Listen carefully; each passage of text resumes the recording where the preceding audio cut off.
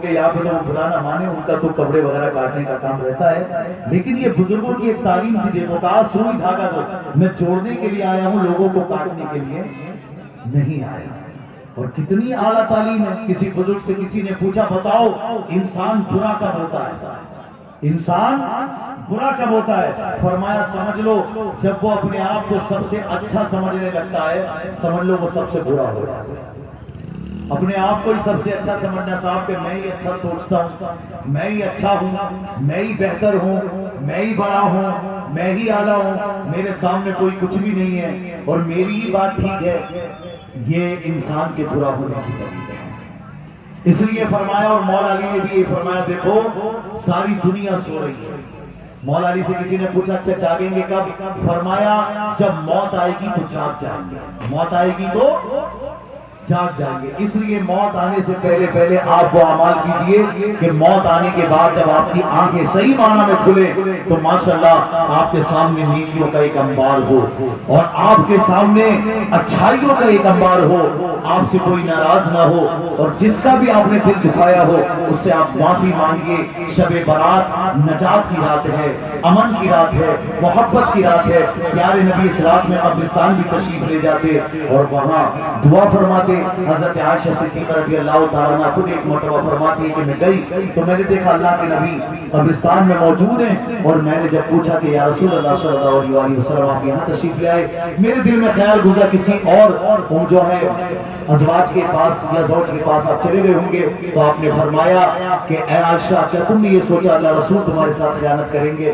ایسا نہیں ہے. سنو آج کی رات اللہ رب العالمین کی رحمت آسمان دنیا پر تجلی فرماتی ہے اور پھر اپنے بندوں کو بنی کلب کی بکریوں کے برابر جہنم سے اللہ آزاد فرما دیتا ہے.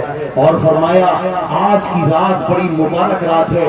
اس رات میں جو بندہ اپنے گناہوں سے توبہ کرتا ہے اللہ اس کے گناہوں کو معاف فرما دیتا ہے، جو استغفار کرتا ہے اللہ اس کی بخشش فرما دیتا ہے.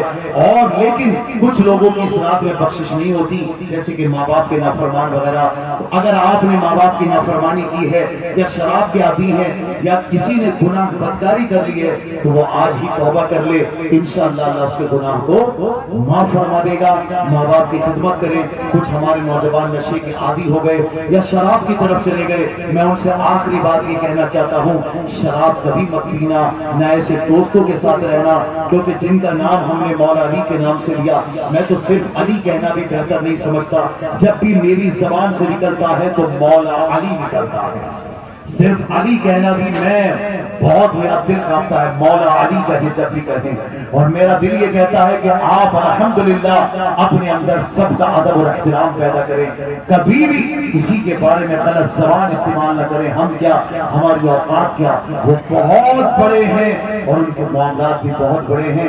ہمیشہ ایسے علماء کی تقریر سنیں جو آپ کے درمیان محبت پیدا کریں، نفرتوں کو مٹائیں.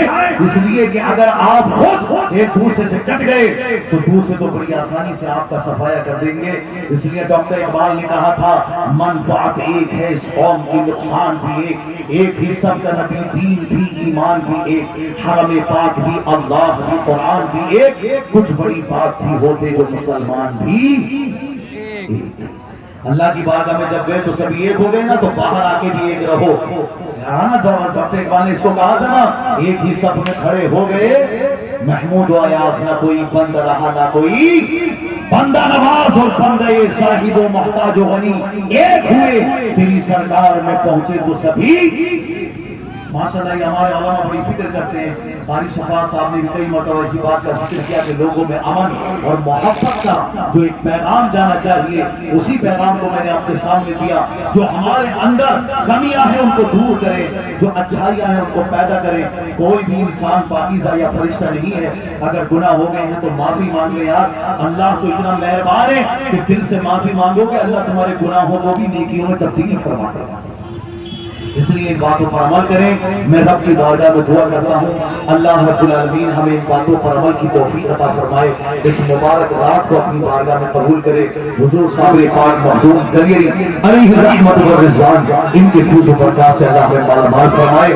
ہمارے نوجوانوں کو، بزرگوں کو، دوستوں کو خوب اللہ برکت رحمت عطا فرمائے. اس لیے ان کا جو پیغام ہے وہ اہل سیاست جانے، میرا پیغام محبت ہے، جہاں تک پہنچے او مسلمانوں ایک نیک ہو جاؤ، دین کا کام کرو، نبی کی سنتوں کو عام کرو، بے وفا دنیا پہ مت کر اعتبار، تو اچانک موت کا ہوگا شکار، موت آ کر ہی رہے گی یاد رکھ، جان جا کر ہی رہے گی یاد رکھ، در جہاں میں 100 برس تو جیت لے، قبر میں تنہا قیامت تک رہے، موت آئی پہلوان بھی چل دیے، خوبصورت نوجوان بھی چل دیے، دبدبا دنیا کی میں رہ جائے گا، حسن تیرا خاک میں مل جائے گا، تیری عظمت تیری شہرت ہوگا تیرا، کچھ نہ کام آئے گا سرمایہ تیرا، جب اندھیری قبر میں تو جائے گا، روئے گا چلائے گا گھبرائے گا، کام مالو سر بہانا آئے گا، غافل انسان یاد رکھ پچھتائے گا، اگر کامیابی چاہتے ہو، اگر سکسیسفل ہونا چاہتے ہو، اگر عزت چاہتے ہو، اگر بلندی چاہتے ہو، تو لندن اور پیرس کے سپنے چھوڑ دو، بس مدینے سے ہی رشتہ جوڑ دو،